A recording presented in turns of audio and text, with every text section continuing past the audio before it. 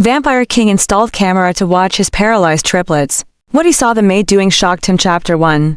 The camera's witness manor existed in a state of perpetual twilight, even at noon. Alara had noticed this her first day, how the heavy velvet curtains remained drawn. How servants moved through corridors lit only by scattered candles. How silence pressed against the walls like something living. She'd accepted the position out of desperation, not curiosity. A woman fleeing scandal couldn't afford questions. The advertisement had been specific: caretaker needed for 3 children. Discretion essential. Generous compensation. Night hours preferred. She hadn't expected the children to be paralyzed. She certainly hadn't expected their father to be a ghost. Lord Cash and Thorne appeared in the household ledgers, on occasional correspondence sealed with black wax, in the hushed warnings from the housekeeper who trained Alara for exactly 2 days, before vanishing. But in 3 weeks of caring for his children, Alara had never seen him. The east wing remained locked. His study stayed dark. Even his children Mira, Dorian, and little Soren fell silent when she asked about their father. Their pale faces turning toward the shuttered windows. The paralysis had come suddenly. The physician's notes claimed a fever that left them conscious but trapped in their own bodies. Alara had read medical texts in her previous life, before everything collapsed. She knew fevers didn't work this way. She knew the children's stillness wasn't natural, it was held like breath before a scream. But she needed this position, needed the isolation. The distance from London and the whispers that had followed her after Marcus's betrayal became public. So she kept her observations to herself and focused on small mercies, reading to the children, brushing Mira's dark hair, adjusting Dorian's blankets, singing Soren to sleep. She didn't know about the cameras until the morning she found one. It was tucked in the corner of the nursery. A small glass lens catching candlelight, modern, expensive, hidden behind the carved molding, where only someone cleaning the highest shelf would notice. Alara's breath caught. She'd been watched every moment, every touch, every private word she'd whispered to children who couldn't respond. Her hands trembled as she stepped back. Professional paranoia, or something darker. She thought of the locked east wing, the upset master, the strange household rules. Never open the curtains. Never enter after sunset. Never question the children's condition. That night, she broke the second rule. The attack came at dusk. She was reading to Soren, her voice soft over a fairy tale about a girl who'd bargained with the Forest King. When glass shattered in the main hall, shouting followed guttural, inhuman sounds that raised every hair on her arms. The housekeeper had mentioned security concerns in passing, but this was war, not burglary. Alara moved on instinct, shoving the nursery door closed and turning the lock. Footsteps thundered at the stairs. Something scraped against wood like claws or blades. The children stared at the ceiling, their eyes wide but their bodies perfectly still. And Alara realized with cold horror that they could hear everything but do nothing. "It's all right," she whispered. Knowing it wasn't. "I won't let them." The door exploded inward. A man stood in the wreckage, if man was the right word. His eyes reflected the candlelight like an animal's, golden and unblinking. Blood stained his collar. When he smiled, his teeth were too sharp. "The lambs," he said, his voice carrying an accent Alara couldn't place. "Cassian keeps him close, doesn't he?" "Good bait." Alara grabbed the iron poker from beside the cold fireplace. Her hand steadied. Marcus had taught her she couldn't rely on anyone but herself. "Get out," the man laughed. Brave, foolish, human. He stepped forward and Alara swung. The poker never connected. Another figure appeared between them, taller, faster, dressed in black that seemed to absorb the shadows. Alara caught a glimpse of silver eyes, of movement to fluid to follow, and then the intruder was gone, thrown bodily through the shattered door and into the hallway beyond. The new arrival didn't turn toward her immediately. He stood with his back to the nursery, shoulders rigid, and when he spoke, his voice was winter itself. "Take the children to the vault. Third corridor, left staircase, behind the portrait of the woman with pearls. The lock opens to your palm now." "Who, now, Miss Hartley?" He knew her name. Of course he did. "The cameras." Alara didn't argue. She lifted Soren first. The boy was 7, but light as kindling, and carried him toward the corridor.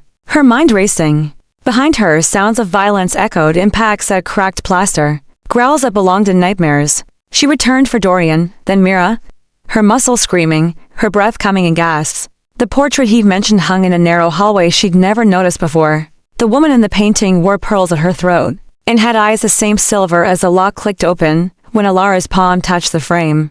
The vault beyond was small, lined with shelves holding ancient books and sealed boxes. She arranged the children carefully, checking their breathing, smoothing Mira's hair with shaking hands. "You're safe," she told them, though she didn't know if it was true. When she turned to close the vault door, the man was there, Lord Cashin Thorne, she presumed. He was younger than she'd imagined or older in a way that had nothing to do with years. Silver eyes studied her from a face carved in elegant, inhuman lines. Blood marked his jaw, his torn shirt. He didn't breathe. The intruders? Alara asked. Gone, his gaze moved past her to the children, and something shifted in his expression. Grief, ancient and carefully controlled. For now. What did they want? War? He looked at her then, truly looked, and Alara felt pinned. You should have run, Miss Hartley. I don't abandon children, even when monsters are real. She met his impossible eyes. Especially then, something almost like surprise crossed his face. Then he stepped back, giving her space she hadn't realized she needed. You've seen the cameras, not a question. Yes, and you stayed in the nursery anyway. Sang to them. Read them stories. His voice carried an edge she couldn't name. Why? Because they needed someone. Alara's hands clenched.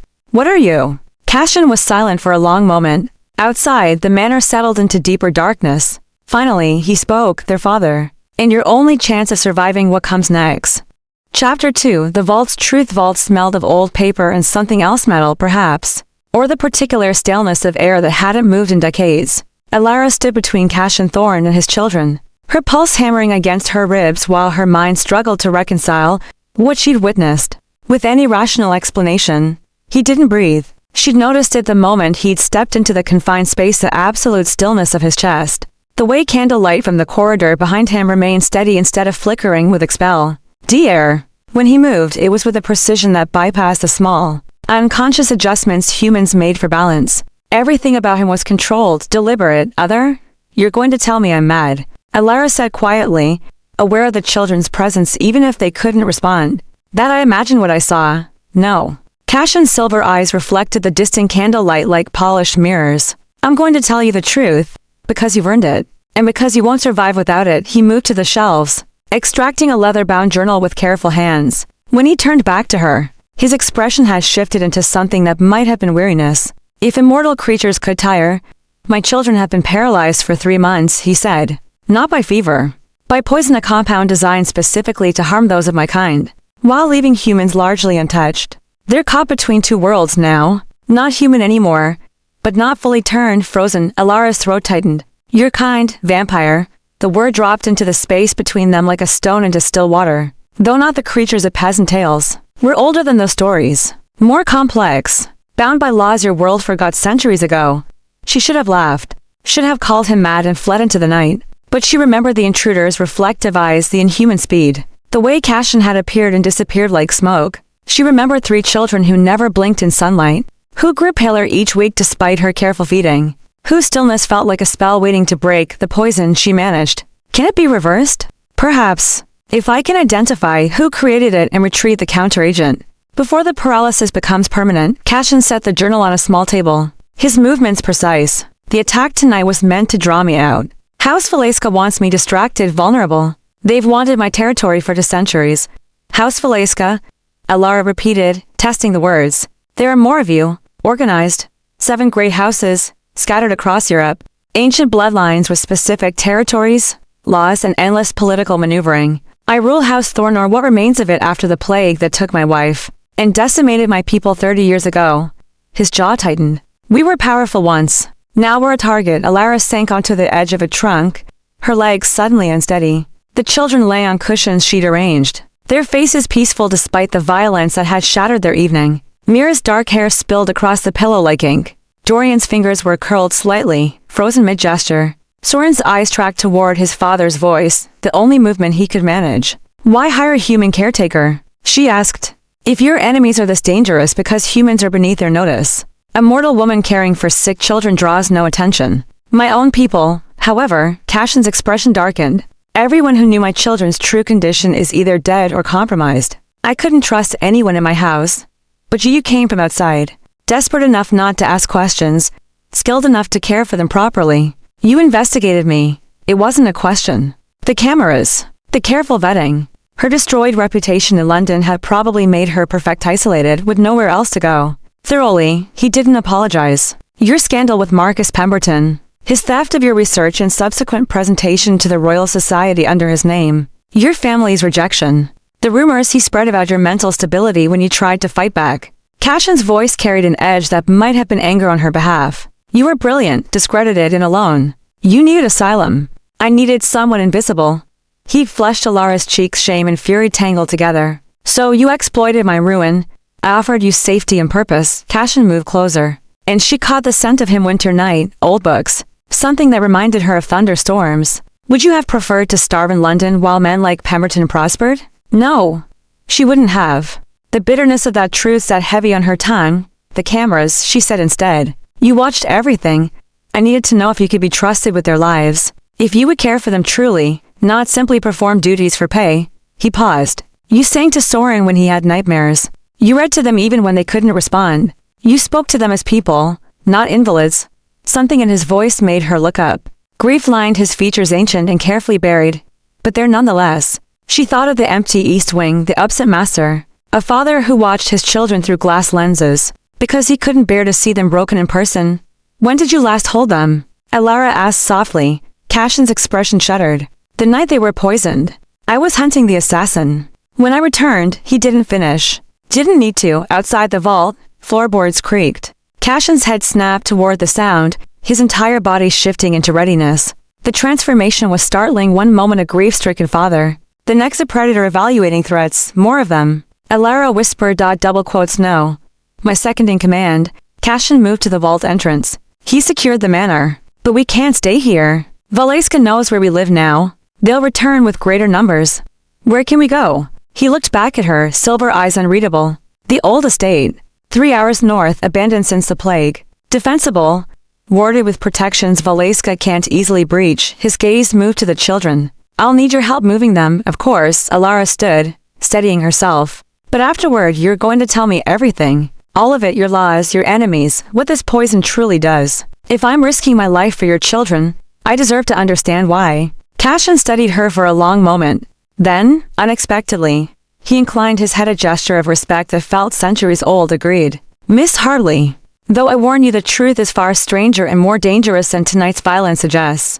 Good, Alara said, lifting Soren into her arms. I've had enough of polite lies. Chapter 3.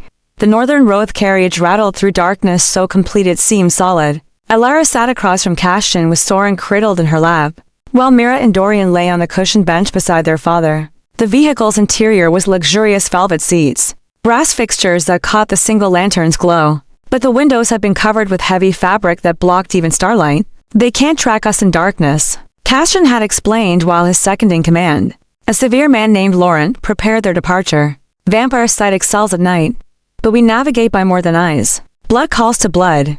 Movement creates currents in the air, but a sealed carriage warded properly becomes invisible. Now, 3 hours into their journey, Alara was beginning to notice the strangeness. Cashin sat perfectly still. Not the stillness of someone trying not to fidget, but the absolute immobility of a statue. His eyes remained fixed on his children, and in the lantern light, she could see the effort it cost him, the tightness around his mouth, the rigid set of his shoulders. He wanted to touch them, she realized. Wanted to smooth Dorian's hair or adjust Mira's blanket, but he didn't.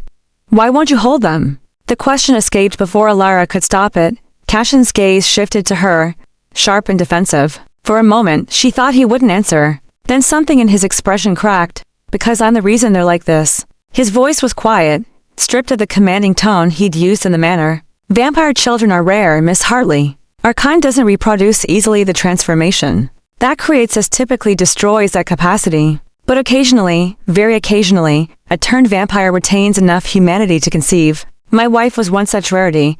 Alara adjusted Soren's weight in her arms, listening. Mira, Dorian, and Soren were born, not made. Half human, half vampire, beautiful, impossible. Cashin's hand moved to Mira's hair but stopped inches away, hovering. They were everything, Catherine, and I never thought we'd have. And House Valeska targeted them because of what I did to centuries ago. What did you do? I refused a blood oath to their patriarch. Rejected an alliance that would have bound House Thorn to Valeska's wars for eternity. His fingers curled into a fist. I chose freedom over power. It was the right choice then. But my children are paying for it now. The carriage hit a rut, jostling them. Alara steadied Soren instinctively, noting how light he felt, too light for a 7-year-old boy. The poison was consuming him from within. She understood. Consuming all of them, the counter-agent, she said. Do you know where to find it? Valeska's compound, likely. Or with the alchemist they commissioned to create the poison in the first place. Cashin finally let his hand rest on Mira's hair, the gesture achingly gentle. Either location is a death trap. Valeska won't negotiate. They want House Thorn destroyed, our territory claimed, our bloodline ended. Then we find the alchemist, we? His eyebrow arched. You need someone who understands chemistry, toxicology. Alara met his gaze steadily. Before Marcus stole my work, I was researching compound interactions in the human nervous system. If this poison affects vampire physiology in ways similar to certain paralytic agents, you think you can synthesize a counteragent? It wasn't a question. Cassian was watching her with new intensity, reassessing, possibly. If I can examine the poison's composition, understand its mechanism. She looked down at Soren's peaceful face. I won't promise miracles, but I'm not useless. Something shifted in the carriage's atmosphere. Cassian leaned forward slightly, his silver eyes catching the lantern light. You're the first person in 3 months who's offered solutions instead of sympathy. Why? Because sympathy doesn't save children. Alara's throat tightened. Remembering her own helplessness in London, the colleagues who'd pitied her but done nothing. The family who'd believed Marcus's lies. The institutions that had closed their doors. Action does. And I'm tired of being helpless. Cassian studied her for a long moment. Then, deliberately, he extended his hand across the space between them. Partners, then. You help me save my children. I help you reclaim what Marcus Pemberton stole.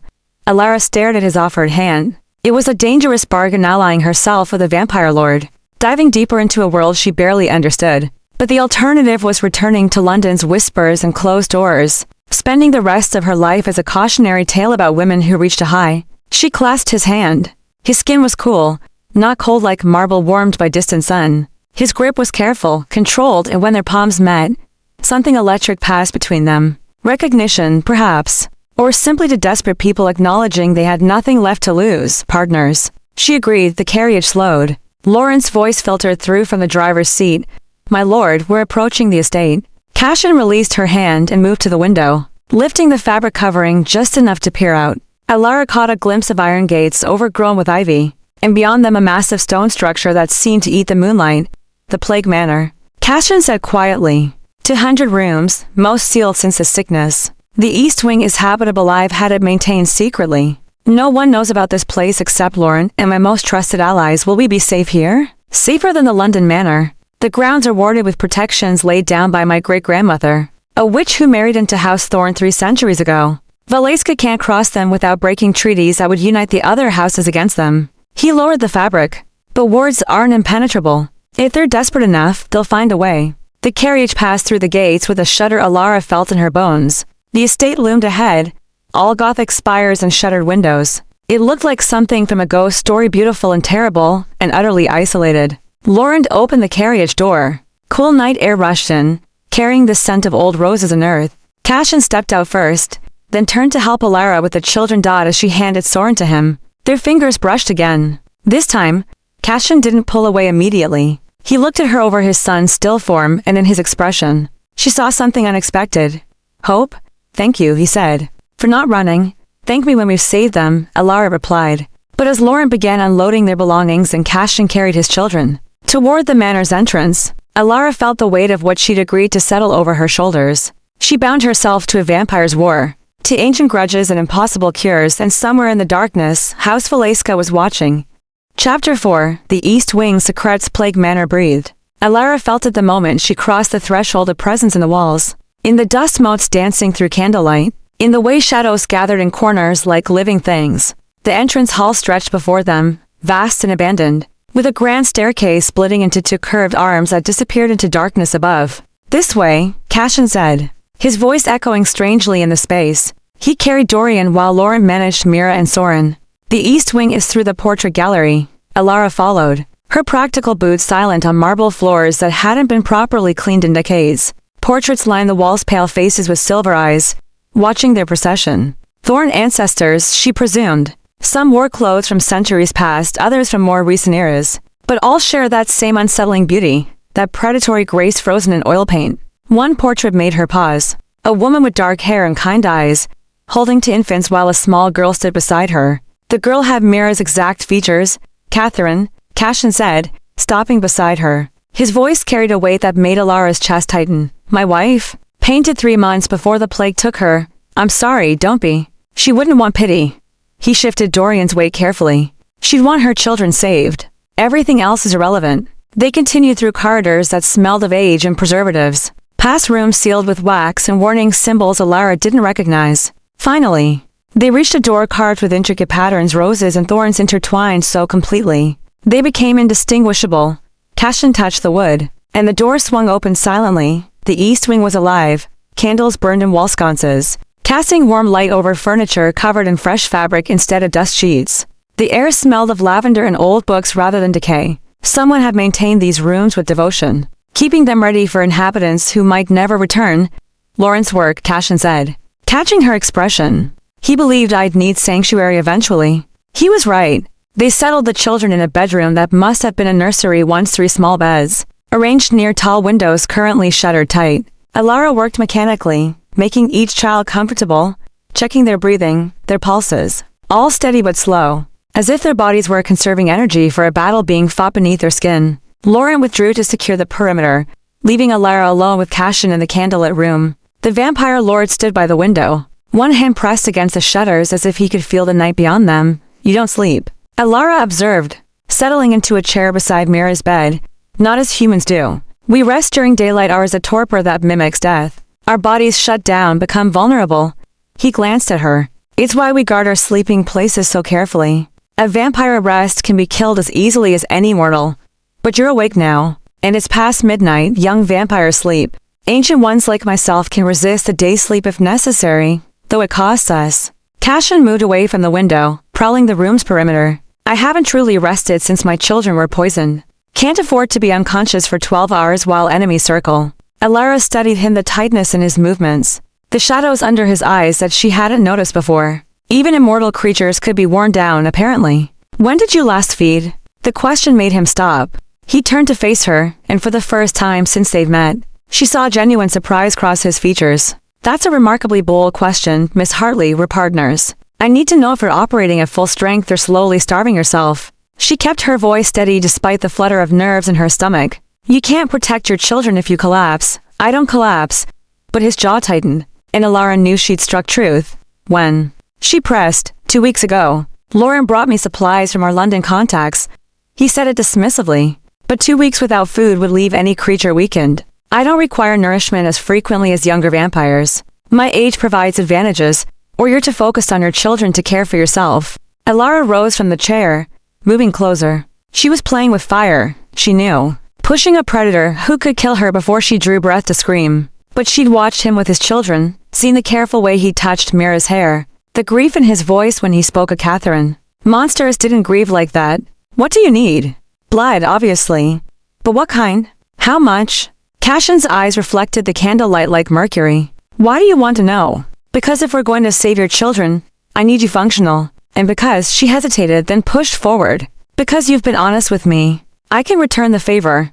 He was silent for a long moment, studying her face as if searching for deception. Finally, he spoke. We require human blood, yes? But not as Gothic novels suggest. We don't drain victims unto death. A pint, perhaps less, taken carefully. And it must be given willingly. Willingly? Consent matters to my kind, Miss Hartley. Blood taken by force tastes of fear and corruption. It sustains but doesn't nourish. Blood given freely, however, his voice dropped lower. That carries warmth, trust. It heals rather than merely satisfying hunger. Alara's heart hammered against her ribs. She understood what he was implying, what he wasn't asking. The air between them felt charged, dangerous. And if someone offered? I would ensure their safety. Take only what they could spare. Make certain they suffered no lasting harm. Cassian took a step closer, and she caught his scent again. Winter storms and old libraries. But I wouldn't ask. Not from someone under my protection. The power imbalance makes true consent impossible. What if I'm not asking permission? Alara said quietly. What if I'm simply stating fact? You need strength. I have blood to spare. We're partners. His expression shifted, shock, then something darker, more complicated. You don't understand what you're offering. Then explain it. Blood creates bonds, Miss Hartley. Especially between vampire and donor. You'd feel my emotions, my presence. I'd be able to sense you. Find you anywhere. His hand lifted as if to touch her face, then fell. It's intimate, dangerous. Some say it's the beginning of thrall, the binding that makes humans into vampire servants. Some say, Alara repeated. What do you say? Cassian's jaw worked. She could see him wrestling with need and principle, hunger and control. Finally, he shook his head. Ask me again tomorrow. When you've had time to consider without adrenaline clouding your judgment. If you still offer, then we'll discuss terms. It was a dismissal, but a respectful one. Alara nodded, stepping back to give him space. Tomorrow, then, she returned to her chair, but sleep felt impossible. Across the room, Cashin resumed his vigil by the window. Neither spoke, but the silence between them had changed, charged with possibility and danger in equal measure. Outside, something held in the distance. Lauren's voice called out a warning in a language Alara didn't recognize. Cashin's entire body tensed. They found us, he said quietly. Faster than I expected. Alara stood. What do we do? We survived the night. And tomorrow, his silver eyes met hers. Tomorrow, you help me learn everything we can about the poison. Before Valeska decides words aren't enough to stop them. Chapter 5. Blood and bargains. Dawn came slowly to the plague manor, seeping through cracks in the shutters like watercolor bleeding across paper. Alara had dozed fitfully in her chair, jerking awake at every distance sound the creak of old wood, the whisper of wind through broken stones, Lawrence measured footsteps on patrol. Cashin hadn't moved all night. He stood by the window still, a statue carved from shadows and moonlight. But as the first pale rays touched the shutters, she watched him sway, just slightly, barely perceptible, but enough to betray the cost of his vigil. You need to rest, Alara said, her voice rough with sleep. In an hour, he didn't turn. When the sun is fully risen and Valeska scouts are forced to retreat to darkness. Cashin, they circled the wards 3 times last night, testing for weaknesses, counting our number. Now he did turn, and in the growing light, she saw how drawn he looked. Still beautiful in that inhuman way, but weren't then. Lauren drove them back. But they'll return tonight with reinforcements. We have perhaps 12 hours to prepare. Alara rose, her muscles protesting the night spent in an uncomfortable chair. She moved to Mira's bedside, checking the girl's pulse. Still slow, still steady, frozen. Then we use those 12 hours. Show me where you keep your records, anything about the poison, the attack, symptoms you've observed. The library. 2 floors down, Cashin finally left his post by the window. But his movements were slower than before, careful. But first, Miss Hartley, we need to address your offer from last night. Her stomach fluttered. In daylight or what passed for it in the shuttered manner, the proposal seemed more reckless. Letting a vampire feed from her, creating bonds she didn't fully understand. But she looked at the children, at their father who kept watch all night despite his own desperate need. And her resolve hardened. I haven't changed my mind, she said. You should. Cashin moved closer, and she caught the tension in him, hunger held in check by centuries of control, but present nonetheless. I've been thinking about it all night. The risks outweigh the benefits. You're weakening. I can see it. Alara met his silver gaze steadily. How effective will you be against Valeska's reinforcements if you can barely stand? I fought on less, fought perhaps, but won. She stepped toward him, closing the distance he carefully maintained. You said consent matters. I'm giving it. Freely, with full knowledge of the consequences you've explained. Cashin's hand lifted to her shoulder, stopping her approach. His touch was gentle but firm, and she felt the coolness of his skin even through her sleeve. There's something I didn't tell you last night. About bonds created through blood. Her pulse quickened. Tell me now. The donor feels the feeding. Not as pain, but as... He paused, searching for words. Intimacy. Pleasure, even. It's the body's response to the vampire's venom, a survival mechanism that kept ancient humans from fighting. But it also means you'll be vulnerable to me in ways that have nothing to do with power or thrall. Vulnerable how? You'll crave it.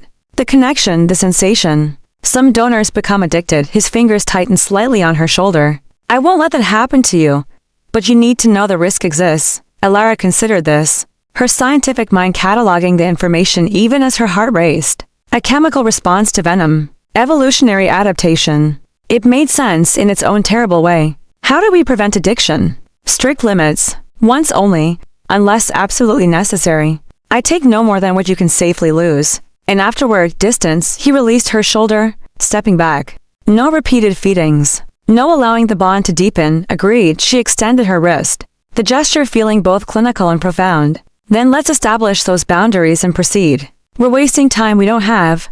Cashin stared at her offered wrist for a long moment. Then, with visible effort, he shook his head. Not here. Not with my children watching, even if they can't respond. It feels, he swallowed. Wrong. There's a sitting room adjacent. More appropriate. He led her through a doorway she hadn't noticed before, into a smaller chamber furnished with velvet sofas and bookshelves. Dawn light filtered through a single window, less heavily shuttered than the nurseries. Cashin immediately moved away from it, his discomfort obvious. The sun won't kill me, he said, catching her concern. Not immediately. But it burns, weakens. Young vampires would ignite within minutes. I have perhaps an hour before serious damage occurs.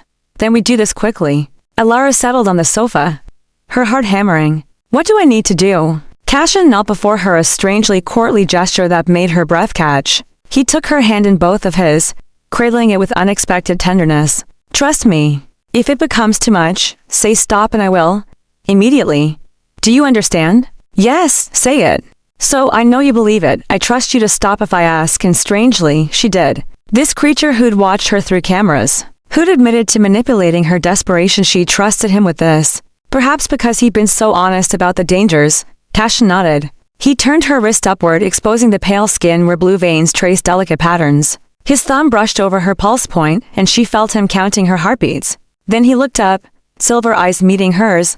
Last chance, Miss Hartley. Take what you need. He lowered his head to her wrist. She felt his breath first cool against her skin, barely present. Then his lips pressed to her pulse, gentle as a kiss. For a moment, nothing happened. Then sharp pressure. A quick sting like a needle's prick. And then warmth flooding through her veins, spreading from the point of contact like brandy on an empty stomach. Alara gasped. Cassian's hand tightened on hers, warning or reassurance. She couldn't tell. The sensation built. Not pain, but something more complicated. Heat and cold simultaneously. A pulling feeling, as if something essential was flowing out of her and into him. And beneath it all, a connection snapping into place like a key turning in a lock. She could feel him. Not thoughts, but emotions, his desperate relief as strength returned. His careful control ensuring he didn't take too much. His guilt and gratitude tangled together. And underneath it all, something else. Something that felt like recognition. Cassian pulled away before she was ready. The loss of contact felt abrupt, leaving her dizzy. He pressed his hand over the small wounds on her wrist, and she felt warmth there, not blood, but something else. When he removed his hand moments later, the skin was unmarked except for the tiny scars that looked weeks old, healing venom. He explained, his voice rough. He didn't meet her eyes. You'll be lightheaded for a few minutes. Drink this. He produced a flask from somewhere, pressed it into her shaking hands. Water. Cold and clean. She drank gratefully, watching him over the rim. Color had returned to his face, subtle, but present. His movements had regained their fluid grace. But he still wouldn't look at her. Cassian. That was a mistake. His voice was tight. The bond did stronger than it should be. I felt. He finally met her gaze, and she saw something like fear in his expression. This complicates everything. Before Alara could respond, Lauren appeared in the doorway. My lord, the wards are failing. Valeska's witch is unraveling your great-grandmother's work. We have perhaps 6 hours before they breach completely.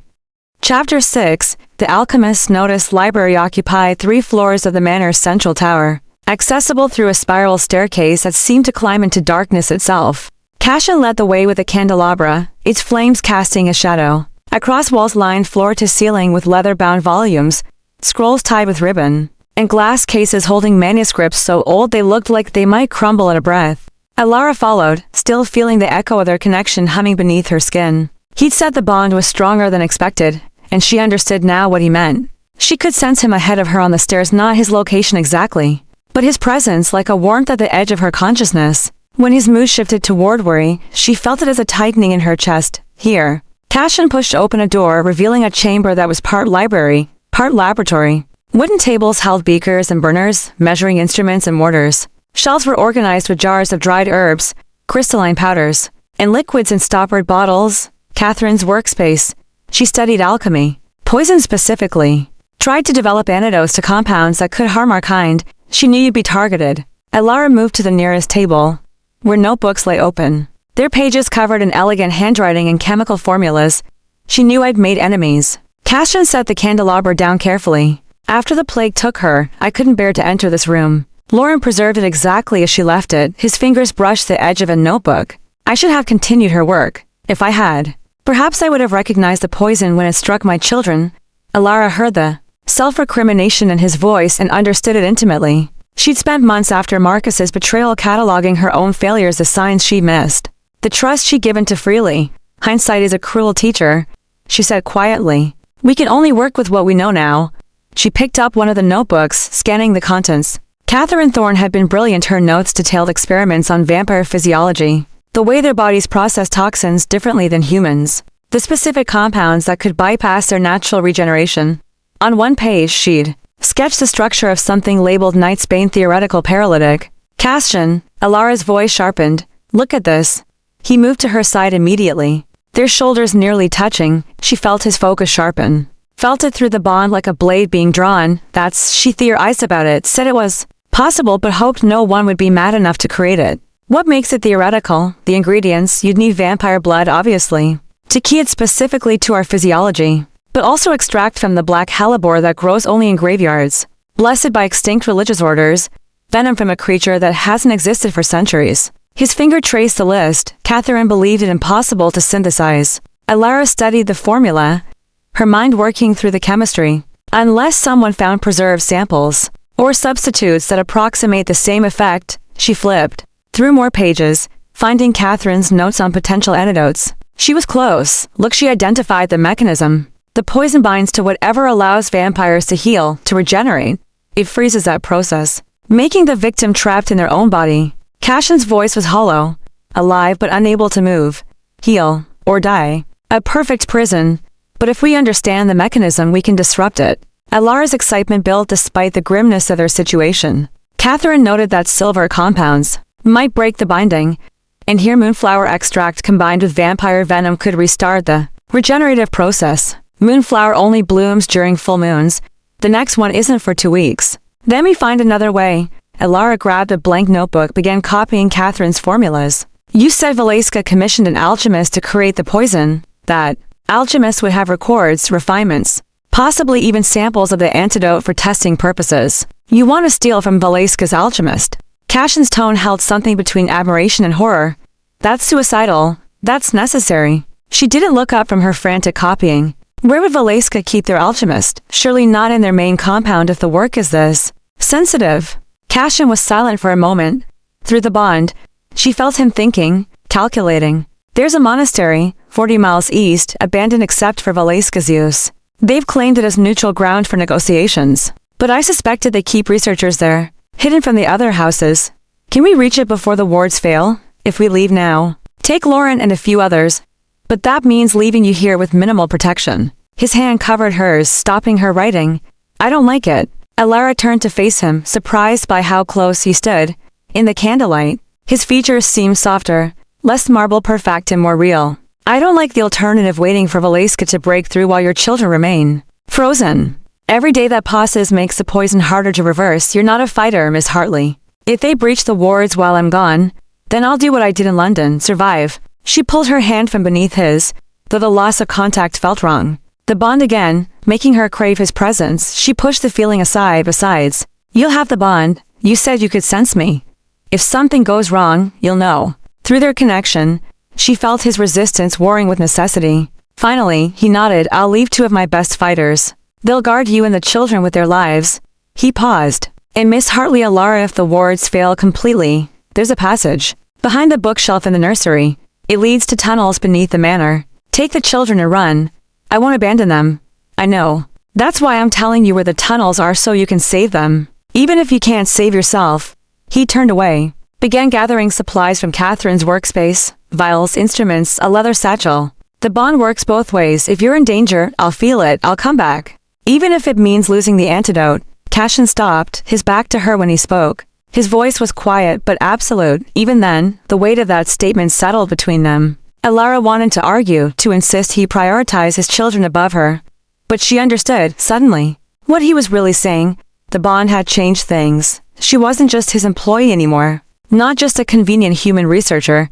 She'd become something he couldn't afford to lose. It should have frightened her, perhaps it did. But it also felt like the first time since Marcus's betrayal that someone had chosen her. Actually chosen her. Knowing the cost, 6 hours. Lauren's voice called up the stairwell. The outer ward just collapsed.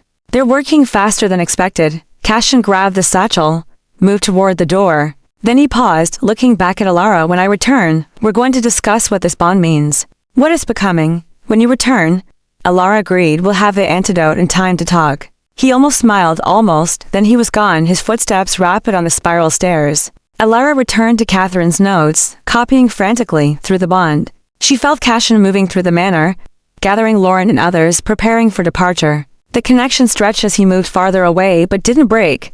She hoped it wouldn't. because she suspected she'd need it before the night was through. Chapter 7.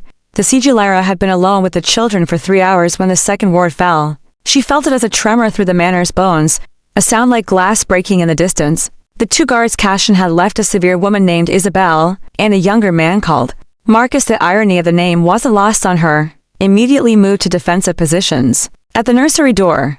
How many wards remain? Ilara asked, setting aside Catherine's notes.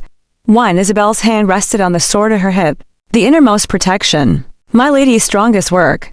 But once it falls, they'll flood the manor. Marcus's voice was tight. He couldn't have been turned more than a decade ago young by vampire standards, still carrying human nervousness in his movements. Miss Hartley, you should prepare the children for evacuation.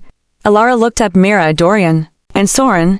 Moving them through tunnels while enemies hunted overhead felt impossible. But staying put was suicide. She began gathering blankets, trying to think through the logistics of carrying 3 paralyzed children. Through underground passages, through the bond. She felt Cassian's presence distant but sharp with focus. He was engaged in something dangerous. She could sense his concentration, the controlled violence of whatever he was doing. Fighting, searching? She couldn't tell specifics. Only that he was alive and thinking of her. Worrying about her. I'm fine, she thought, as if he could hear. Get what we need and come back. A pulse of warmth through the connection. Recognition, perhaps. Or acknowledgement. Then his attention shifted elsewhere, and she was alone with her fear again. Miss Hartley. Isabel moved to the window, peering through a crack in the shutters. We have movement. Multiple figures circling the perimeter.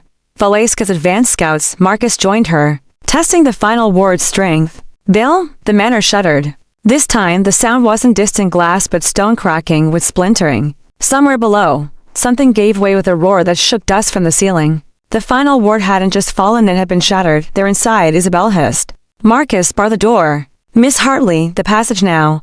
Ilara scooped up Soren, the lightest of the 3 children. Isabel took Mira while Marcus grabbed Dorian with one arm, his other hand on his weapon. They moved to the bookshelf. Cassian had indicated, a massive oak structure that seemed immovable. The mechanism? Ilara asked. 3rd shelf, blue volume titled House Histories. Isabel shifted Mira's weight. Pull it. Ilara found the book and yanked. The bookshelf groaned, then swung inward on hidden hinges, revealing a dark passage that smelled of earth and age. Cold air breathed out from below, carrying whispers that might have been wind or something worse.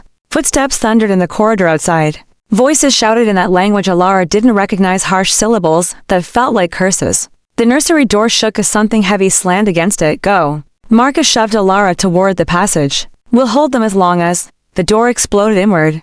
3 vampires poured through, moving within human speed. Ilara caught glimpses, pale faces twisted with bloodlust, eyes that glowed amber in the candlelight, clothes stained with dirt and older blood. Valesca's hunting party. Unleashed, Isabel met the first attacker with her sword, the blade singing as it cut through air. Silver. Ilara realized the metal sparked where it touched vampire flesh, drawing screams. Marcus engaged the second, his younger speed matching the intruder's aggression. The 3rd vampire's eyes fixed on Ilara and the children, the half-bloods. It hissed. Female voice dripping satisfaction. Lord Valesca will be pleased. Ilara backed toward the passage. Soren clutched to her chest. The vampire advanced slowly, savoring her fear. Behind her, darkness yawned. Safety or a different kind of death, she couldn't know.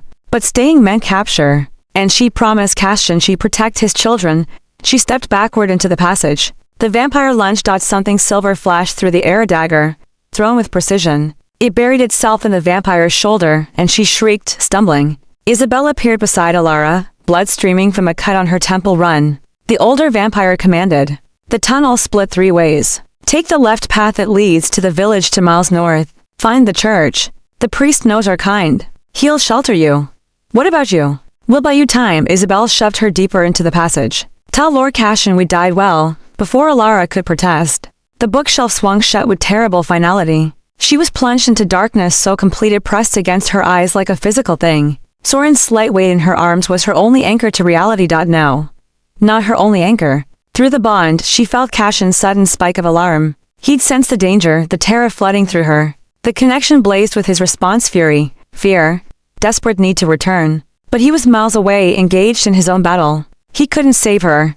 She had to save herself. Save the children. Ilara forced herself to breathe, to think. The left path, Isabel had said. She couldn't see anything, but she could feel the tunnel wall with her free hand. Could move forward by touch, by faith. She took a step.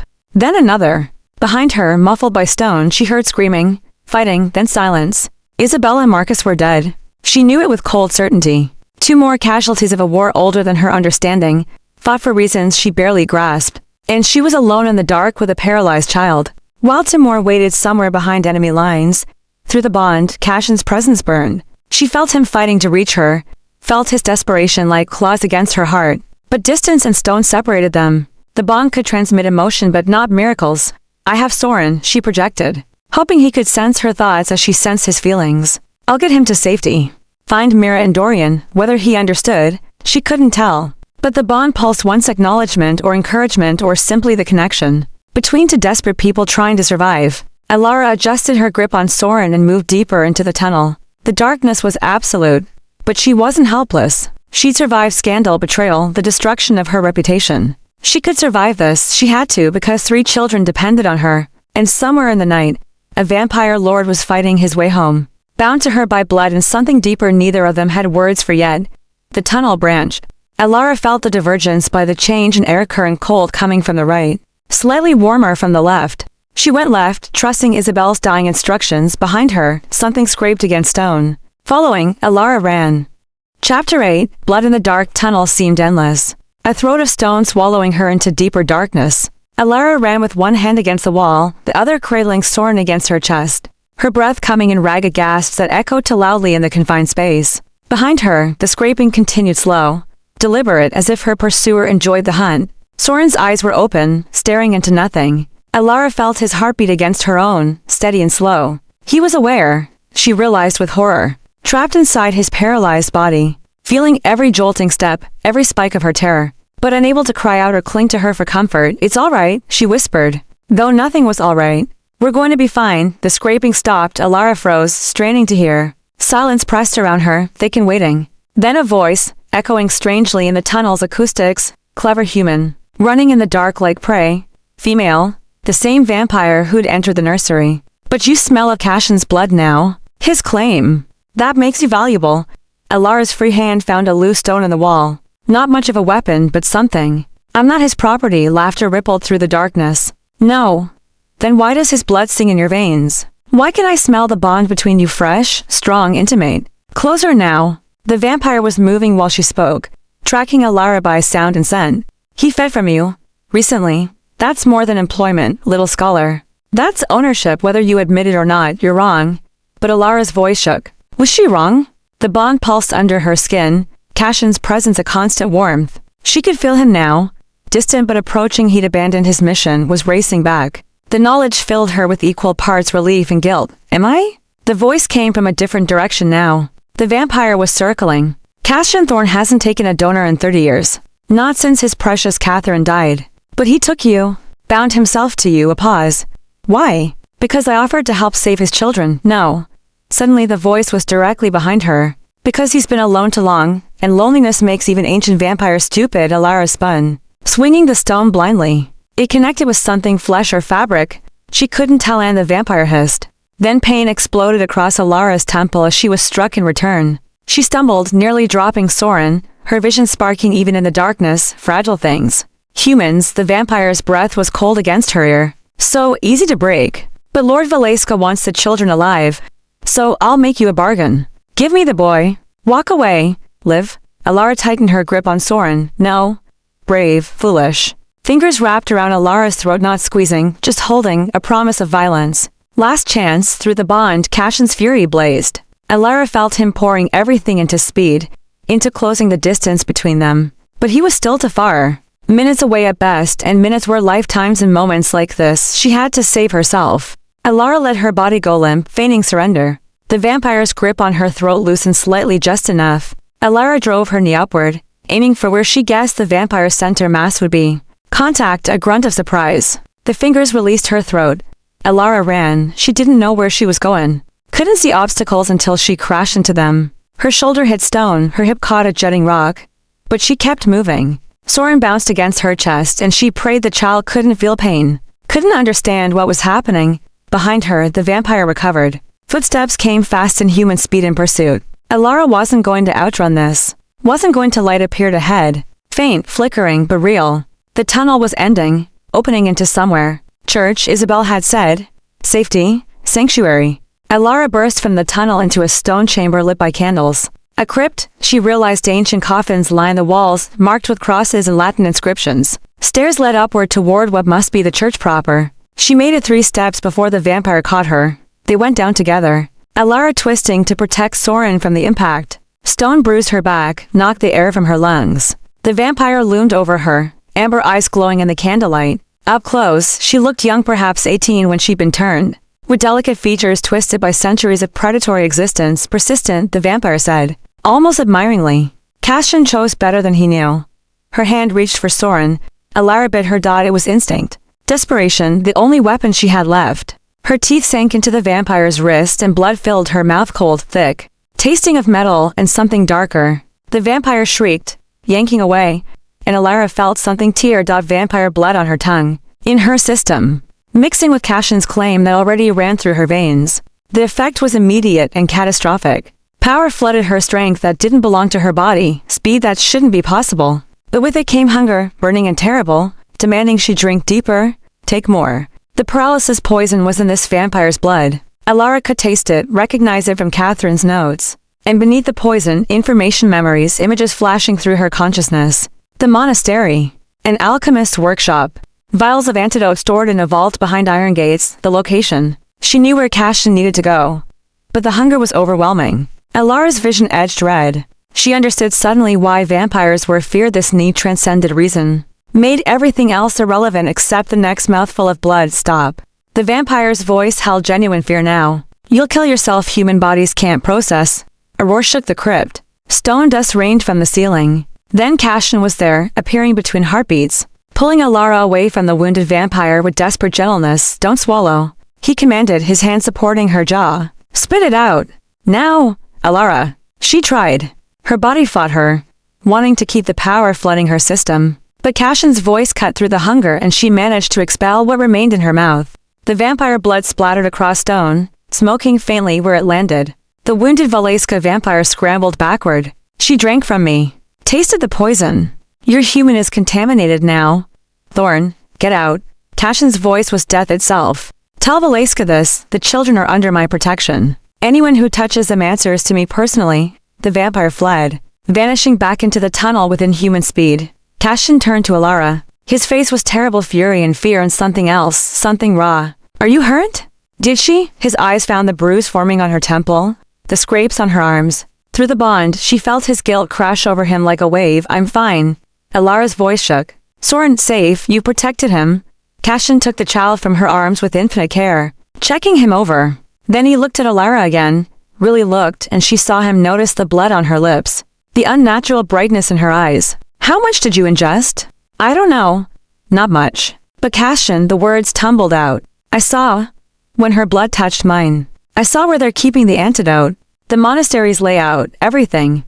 Chapter 9, The Poison's Gift. Church priest Father Benedict, ancient and knowing, gave them sanctuary without questions. He took one look at Cassian carrying Soren, at Alara's blood-stained mouth and trembling hands, and simply opened the vestry's hidden chamber, where a bed waited alongside medical supplies. That looked both medieval and modern. The others? Cassian asked as a priest bolted the door behind them. Your man Lauren brought them 20 minutes ago.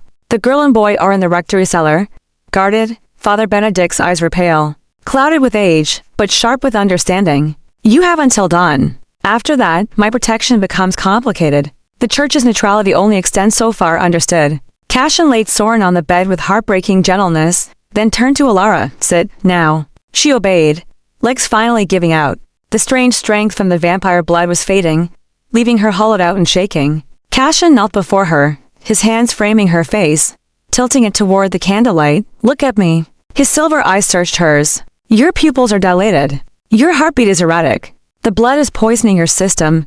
But slowly, his thumb brushed her lower lip, coming away stained. Tell me exactly what you saw. Every detail. Alara closed her eyes, trying to separate the chaotic images from the vampire's blood. The monastery. 40 miles east, like you said. But underground there's a laboratory 3 levels down. The alchemist is still there. Older vampire, male, with gold rings on every finger. Mordecai. Cassian's voice went flat. Valeska's pet scholar. He created the poison that killed most of my house during the plague. Of course he's the one who paralyzed my children. He keeps samples, not just of the poison, but of everything he's ever created. An archive, the memories were fragmenting, becoming harder to hold. Vault, iron gates with runes. The antidote is in a crystal vial, marked with a violet seal. Can you draw the layout? The route to reach it? I think so. But when Alara opened her eyes, the room tilted. Nausea rolled through her stomach. Castian! I feel. She barely made it to the basin Father Benedict provided before retching violently. Nothing came up but bile and traces of blood, her own or the vampire's. She couldn't tell. Castian held her hair back, one hand steady on her shoulder. And through the bond she felt his fear spike. The poison, she gasped when she could speak. It wasn't her blood. I tasted it, I know. His voice was carefully controlled. Your body is trying to reject it.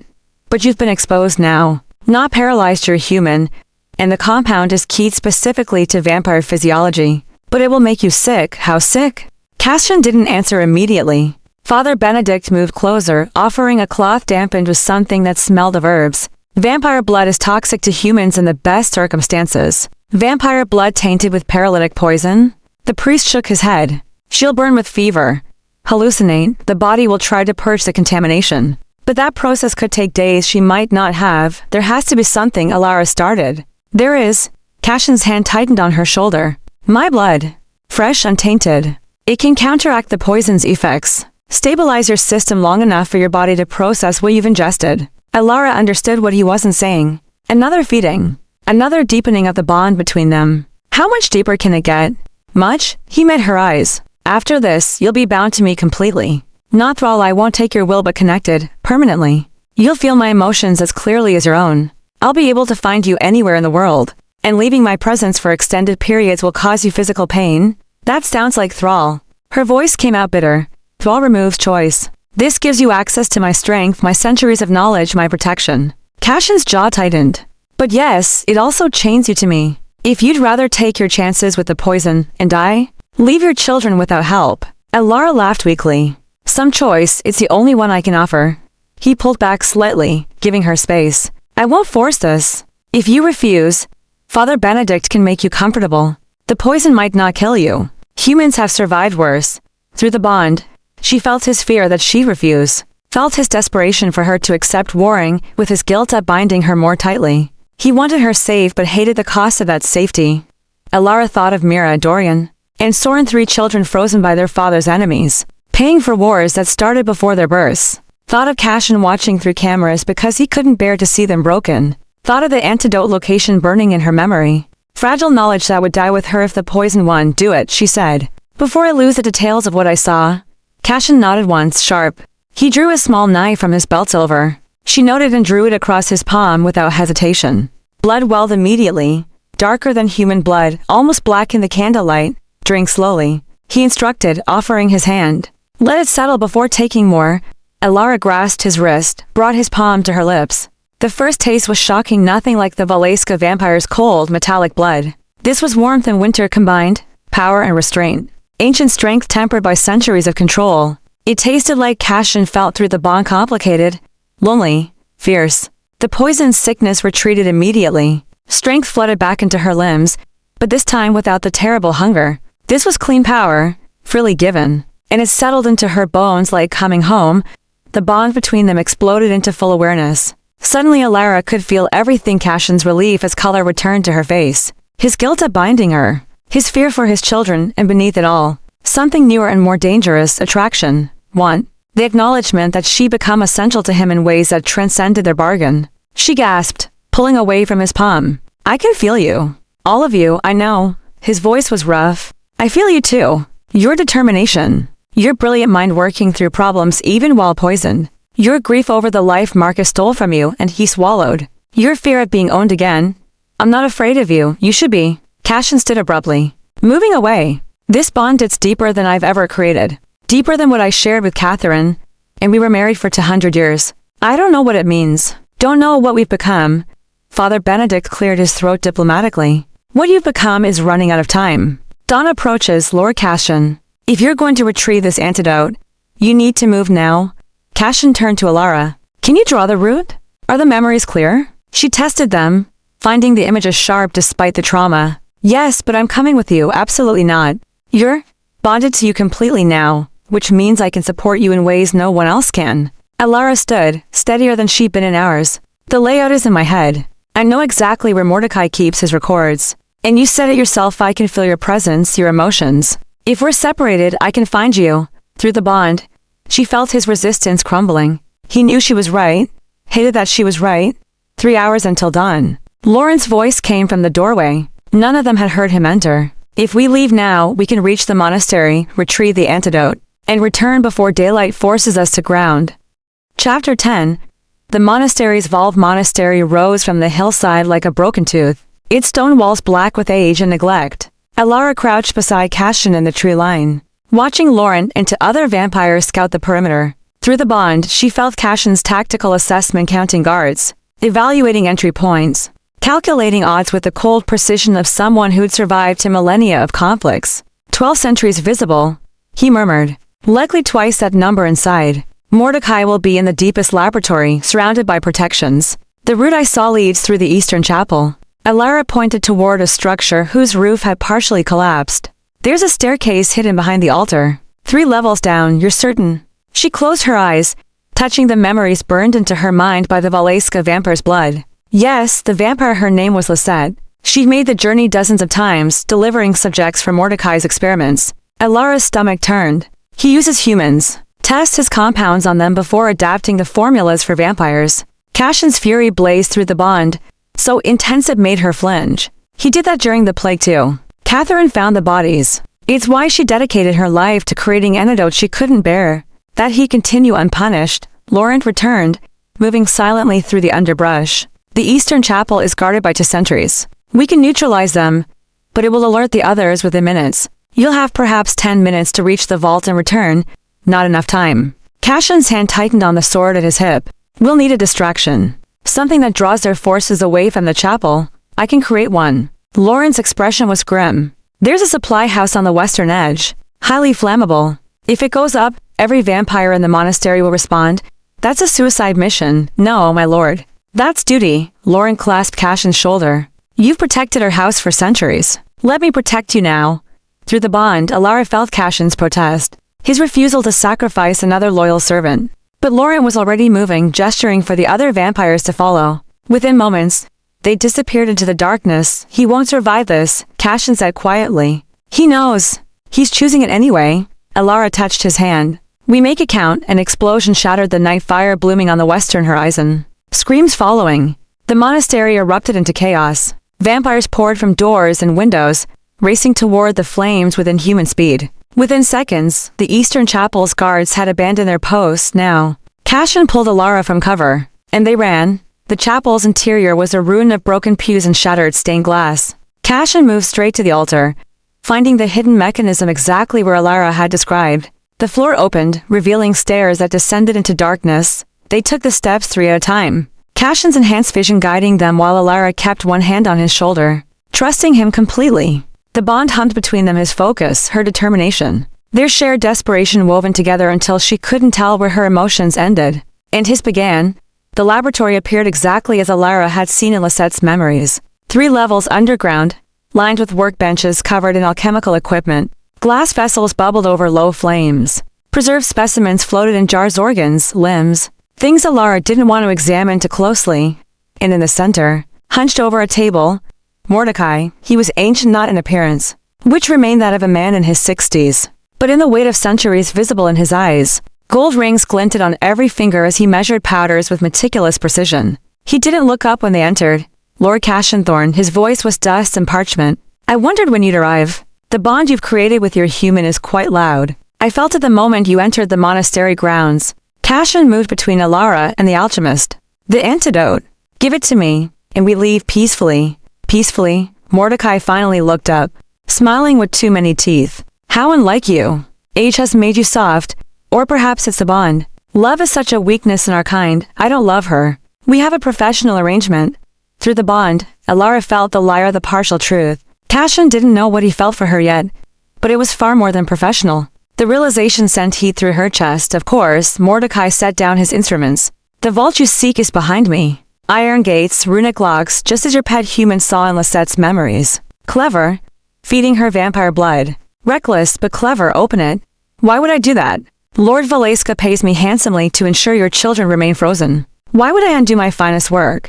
Because I'm offering you a choice. Cashin's voice dropped to something deadly. Open the vault and walk away. Or refuse, and I'll take what I need from your ashes, Mordecai laughed. Empty threats. You're in my laboratory, surrounded by my creations. Look around, Lord Cashin. Every surface is treated with compounds designed specifically to harm you. The air itself carries traces of paralytic, not enough to freeze you immediately, but prolonged exposure. He gestured to the sealed door behind them. You have perhaps 5 minutes before you're too weakened to fight effectively. Alara felt Cashin's sudden alarm through the bond. The alchemist wasn't bluffing. The air did taste strange, metallic. Cashin's movements were already slowing, subtle but present. Then we do this quickly.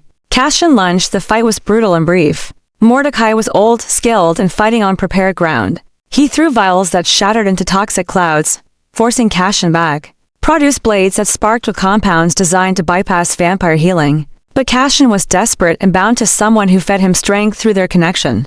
Alara didn't think. She simply opened herself through the bond, pushing every ounce of her determination, her will to survive, toward Cashin. She felt him catch it, felt his power surge in response. He moved faster, struck harder, and when Mordecai stumbled, Cashin's blade found his throat. The alchemist collapsed, gold rings scattering across the floor. Cashin stood over him, breathing hard or mimicking breathing. Alara realized. An old habit from when he'd been human. The vault, Alara said. We're running out of time. The iron gates opened to Cashin's blood, a security measure Mordecai hadn't anticipated. Inside, shelves held hundreds of vials, each labeled in cramped handwriting. Alara scanned them frantically, searching for violet seals. There, 3 vials, marked with Catherine's theoretical formula notation. The antidote. Cashin grabbed them with shaking hands. Through the bond, Alara felt the poison's effect accelerating, his strength failing, paralysis creeping up his limbs. They'd been in the laboratory too long. Can you walk? She asked. I can run. But he stumbled, taking the first step. Alara caught him, supporting his weight. Lean on me.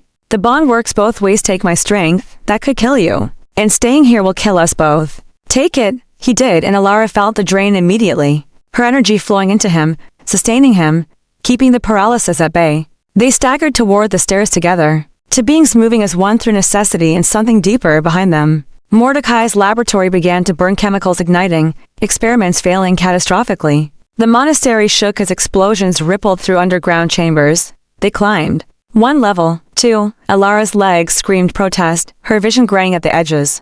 But Cashin was moving, and that was what mattered. 3 levels. The chapel.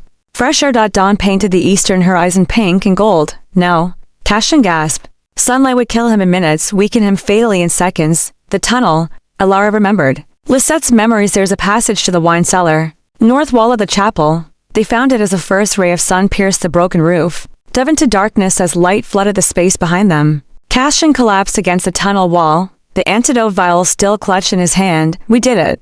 Alara breathed, sliding down beside him. We actually, through the bond, she felt his triumph, his relief, his overwhelming gratitude, and beneath it all, something that felt dangerously close to the love Mordecai had accused him of. Together, Cashin said, his hand finding hers in the darkness. We did it together.